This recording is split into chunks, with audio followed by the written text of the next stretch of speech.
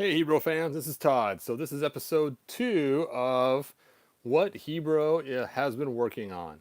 So the first thing I'm working on, as many of you have seen on my Facebook page, is another 2000X He-Man. And so if you want to see how I made this guy, you can go on my Facebook page and check him out. I have the steps, 3 videos on how I made him. And there he is. One of the main things is you take apart a 2000X He-Man, very carefully sand out the inside of the cuffs and the shorts. And then, of course, you got to use the weapons from that He-Man figure as well. And then, of course, find some dark boots to use. Either a Spycro works good, or that one from the 3-pack of the 3 guys, or the 2 guys and the girl that looks like vehicles. So either one of those will work for that, for the dark boots. So that is my 2000X He-Man.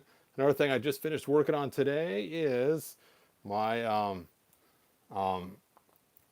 this is supposed to be the King of the Castle He-Man, Prince Adam, or I guess He-Man actually. And basically, really quick, I just used Chief Carnivus's shoulders and cape and painted them gray, put a dark wash on them so they make the indents come out kind of cool. And then, of course, I swapped out the boots. Now, if somebody can let me know whose boots these are, and if you guess right, then you win. I'm not going to send you anything, but I'll just say you're the winner and you got it right. So I'm looking to see who can guess whose boots these are that I use for this figure. And I've also been working on, this is a little bit older, but it's another 2000X He-Man. And basically, this is a really easy one. You just take the King Grayskull that came out with the red cape. You cut off the back, you paint those tabs dark brown, and then of course you toss on some dark boots, same ones I used for the 2000X He-Man over there. And a really easy one also is you take the King Grayskull from the castle, swap out just the head, leave the boots the same, looks kind of cool. And then of course, because of the way this guy is, I had to repaint these knobs and everything because the cape just destroys that, and some spots on there. Now, this particular King Grayskull I got from somebody who was all broken up. His shoulder was broken off and his leg was broken. And so I ended up taking a Molar, and you can see here's Molar. He has blue underpants underneath there. But his skin color is the same as the King Grayskull from the castle. So this is actually Molar's torso, King Grayskull's arms, legs, shorts, and boots and armor. And so because of that, there's no little square in the back for his armor like you see with the King Grayskull that comes in the set normally. And now he's got good solid joints. Now the underneath, you have to paint that brown. Otherwise you end up with blue shorts on the bottom. So you paint that brown, and then afterwards you put a clear coat on it. And there you go. That's how you fix your King Grayskull. There's somebody online right now that has a broken King Grayskull. So these are the steps I did to fix it. And that's how you do that. All right, what else I've been working on is my 2000X Skeletor. Not as cool as the one I made before and sold, but still pretty cool. I just used a Keldor figure and used the cool feet I got off eBay, painted them blue to match. And of course the head, you've seen how I made this on my other video. This is the head that I messed up, and I ended up fixing it and using it for that. Then of course just 2000X weapons to go with it. I decided not to go with 2000X shorts. That way it matches the whole ensemble, which is actually Keldor's armor, boots, and belt and cape. So there you go. My 2000X Skeletor, not as cool as the one that I made for online, but this is mine. I'm keeping him, and he's kind of cool, so I'm happy with that. Now, I want to talk about another thing that I've been working on lately, and that is when you have giants, it's kind of fun to add cool weapons to them. So as you know, they released He-Man and other figures in the 12-inch, and you can take and use their weapons to go along with your giants. So how cool is that? So here we have He-Man shield, a little paint on it. I had to use some heat shrink to get the fit around his fist, but that works pretty good. And you can also use the battle axe in his hand. So I painted it blue and a silver on the tips, just so that it will fit. Use some heat shrink tube on the handle so it fits better. And another weapon you can use for this is the sword, which is made to be a letter opener. And this letter opener sword works both for this figure, Titus, as well as the 12-inch He-Man can also use this giant letter opener. So that's pretty cool. It's got a nice big heavy metal sword that's not the half sword. You can use it with your 12-inch He-Man as well. All right, so what I'm getting to with this battle axe is it's kind of fun to take other giant figures that you might happen to come across and throw them into the He-Man world. But the only problem is their hands are closed. They have closed fists. So because of the closed fists, you can't actually put the battle axe or other weapons into his hand. Now I know one guy, he drilled a hole. If you drill a hole in this hand, you've just ruined the figure. And it's never going to come out just right. So what I thought of is getting a coat hanger like this. And this little opening right here is the same size as their fist. And so you pop it on the top and pop it on the bottom. Kind of stretch it out there. And now it looks like he's holding something and has the guard for the front of his fingers in front. So what I've just finished working on is a brand new battle axe for just such a purpose. So again, you just slide this on and the little bumps just fit right into the spots built into the fist already. And now you can have a battle axe. Oh, I guess my camera's off so you can't see it. And have a battle axe for your other giants that you can add to the line. So where this works in good is, that's my evil battle axe. This is my heroic battle axe. Oh, there's my Hulk in his tightest gear. And you can see this one I made a little cleaner. I didn't use the black wash on it. But it's the same type of deal where I've actually taken the He-Man battle axe, taken the handle off, and then put that coat hanger in there, put some O-rings here, painted them silver, just so it kind of has some style to it, and then just pop it onto the hand, and now you can have a cool battle axe war between these massive giants, and it's a lot better than drilling a hole in their hand. And you can see King Shark has the same issue. He's got a closed hand as well, and it's the same size, so King Shark can also hold these battle axes too. Whatever other weapons you want to make out of the coat hanger. And even this other Hulk figure I was working on, he has the closed fists as well. And he also fits with using that idea of the coat hanger. So again, just go to Target or Walmart, pick up these coat hangers that come in all different colors.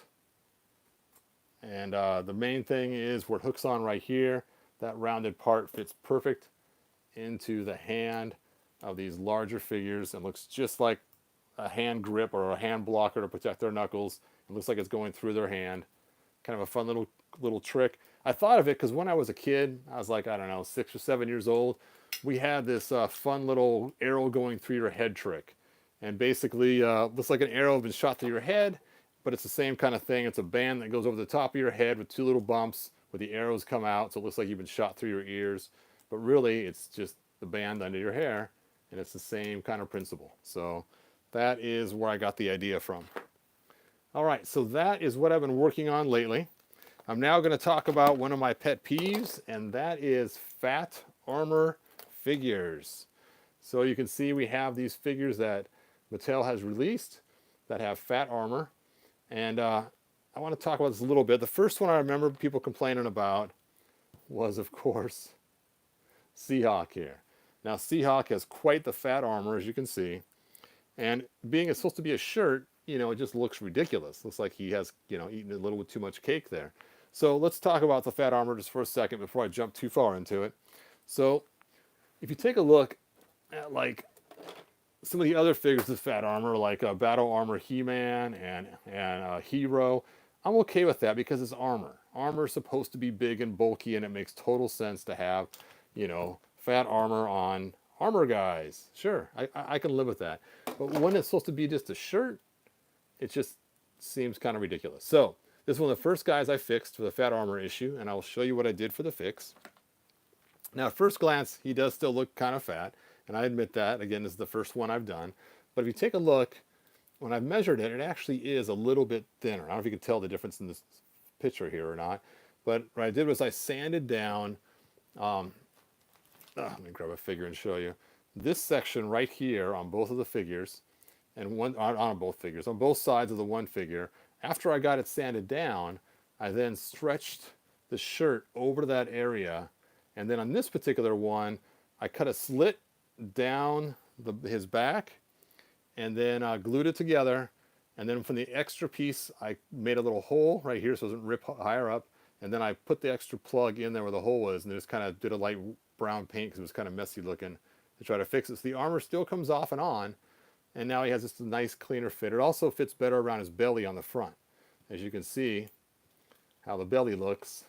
And for those that saw my Skeletor video, you've seen the same thing on that one. So he just looks slimmer and trimmer all the way around. Now there's more than one way to fix this. Another one was this figure here, and I've actually done a lot of these ones where I've gone through and tried to fix Hydra. And I've done the same fix where I've sanded down the sides and pulled the armor tight. And then one day I was thinking about it, it's like he's blue underneath. I could probably do a better fix than that. So this is the fix that I have now, and you can see it's just looks way slimmer and trimmer. And all I did was I very carefully found some natural lines in the armor and then just cut around them. So that way then it looks like it's supposed to be that way. And then his arms can now fit nicely neat around his sides, and it just looks so much better like the original figure. I mean, that's a huge difference. All right, so another one that I fixed, same kind of deal, King Hiss. And with King Hiss, his armor was the same way. It's big old fat around the edges here. I don't know why they made that so fat around there. And I just did the same fix that I did with Hydra. I found a natural spot to cut it, and then I cut around it, and now his arms fit nice and tight on the sides as opposed to sticking way out. And you can see the difference there in these two figures. And another one that I fixed, oops, this one here, I just sanded the sides down again and then pulled the armor around, and you can see that if you take a look, you can see the difference in the fatness between them. And of course I made a head that doesn't have the helmet on too. I thought it was kind of fun to make a different head for him.